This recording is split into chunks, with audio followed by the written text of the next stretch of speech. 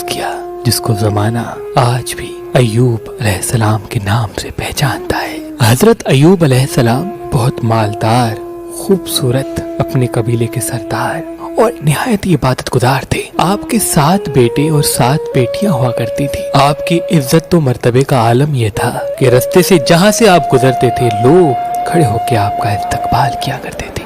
امام علی علیہ السلام نے فرمایا، جب اللہ کسی کو عزیز رکھتا ہے تو اسے صبر سے آزماتا ہے، تو بس اللہ نے اپنے بندے ایوب کا امتحان لینا شروع کر دیا۔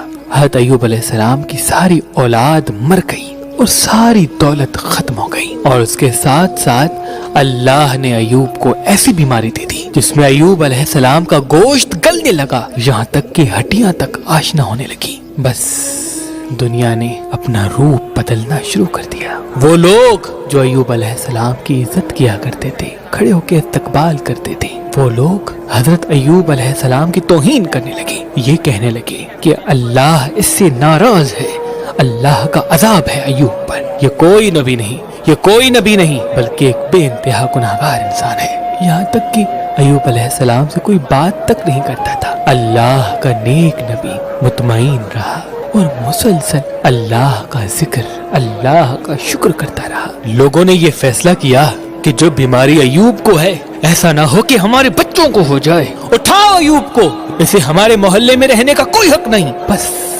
لاٹھیوں اور کپڑے میں لپیٹ کر ایوب علیہ السلام کو کچرے کے ڈھیر پہ پھینک آتے ہیں۔ بس ایوب علیہ السلام کے ساتھ ان کی بیوی اور ایوب مطمئن رہ کر اللہ کا ذکر کرتے ہیں، شکر کرتے ہیں۔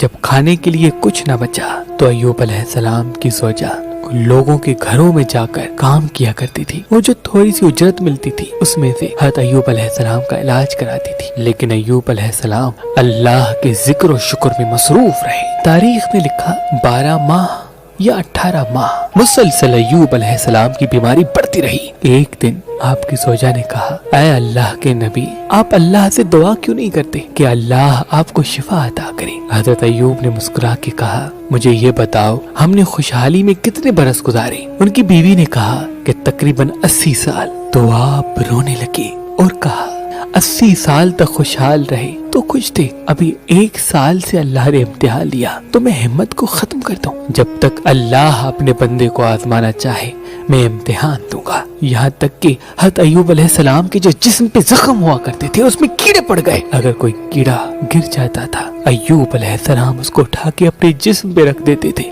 اور کہتے تھے، شاید تمہارے لیے اللہ کا رزق اللہ نے میرے جسم میں رکھا ہے، تم کھاؤ اگر اللہ کی یہ مرضی ہے تو۔ بس جب لوگوں نے حضرت ایوب علیہ السلام کی زوجہ کو کام دینے سے بھی انکار کر دیا، لوگوں نے یہ چاہا کہ ایوب کی بیوی ہمارے محلے میں آتی ہے، ایسا نہ ہو کہ یہ ایوب کے ساتھ رہتی ہے، ایوب کی بیماری ہمارے بچوں کو نہ لگ جائے، اس کو کوئی بھی محلے میں نہیں بلائے گا۔ بس ایوب علیہ السلام کی زوجہ رو رو کے کہنے لگی، اے اللہ کے نبی، اللہ سے دعا کرے۔ تو ایوب علیہ السلام نے ہاتھ اٹھا کر کہا، اے اللہ، یقیناً تو رحم کرنے والا ہے، اپنے بندے پر رحم کر۔ بس یہ کہنا تھا تو آواز غائب آئی، ایوب اپنا پاؤں زمین پہ مارو، وہاں سے چشمہ نکلے گا، اس سے نہاؤ۔ بس ایوب علیہ السلام نے اپنا پاؤں زمین پہ مارا، وہاں سے چشمہ نمودار ہوا۔ ایوب علیہ السلام نے جیسے ہی اس پانی کو اپنے جسم پہ لگایا، اللہ کے فضل و کرم سے ایوب علیہ السلام کی بیماری ختم ہو گئی اور وہ پھر سے جوان ہو گئے، اور اللہ نے آسمان سے سونا برسانا شروع کر دیا، اور اللہ نے ایوب علیہ السلام کی بیوی کو بھی جوانی بخش دی، اور 23 بیٹے اور 27 بیٹیاں عطا کی، اور وہ پہلے سے زیادہ خوشحال و شادمان ہو گئے۔ بے شک اللہ اپنے بندوں پہ رحم فرمانے والا ہے۔ اللہ کے محبوب حضرت محمد مصطفیٰ صلی اللہ علیہ وآلہ وسلم نے فرمایا، زندگی میں جب بھی امتحان آئے تو ایوب علیہ السلام کے امتحانات کو یاد کرنا، اور یہ یقین رکھنا کہ زندگی کا اصل نام امتحان ہے۔ جو اللہ کے جتنا قریب ہوگا اللہ اسے اتنا ہی امتحان سے آزمائے گا، تاکہ جنت میں اسے عظیم مقام عطا کر سکے۔